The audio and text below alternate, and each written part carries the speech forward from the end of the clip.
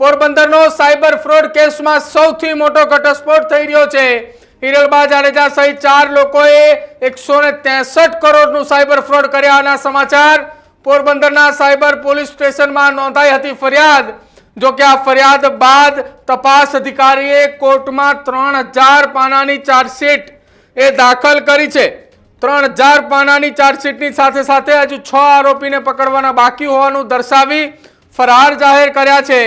આ સાથે જ મહત્વની વાત એ પણ સામે આવી છે કે હિરલબા જાડેજા સહિત ટોળકી સામે 130 જેટલી ફરિયાદો નોંધાઈ ચૂકી છે। જે ચકચારી સાયબર ફ્રોડ કેસનો એક ગુનો દાખલ થયો હતો એ ગુનાને લઈને હવે સૌથી મોટી ચર્ચા થઈ રહી છે કે પોરબંદર પોલીસ દ્વારા સાયબર ક્રાઇમની ટીમ દ્વારા 3000 પાનાની ચાર્જશીટ દાખલ કરવામાં આવી છે।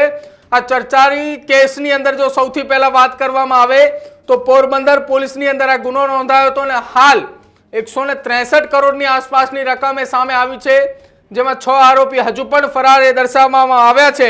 હવે જોવાનું રહેશે આગામી સમયની અંદર કે તપાસ બાદ આખી આ ઘટનાની અંદર શું નવું ખુલે છે।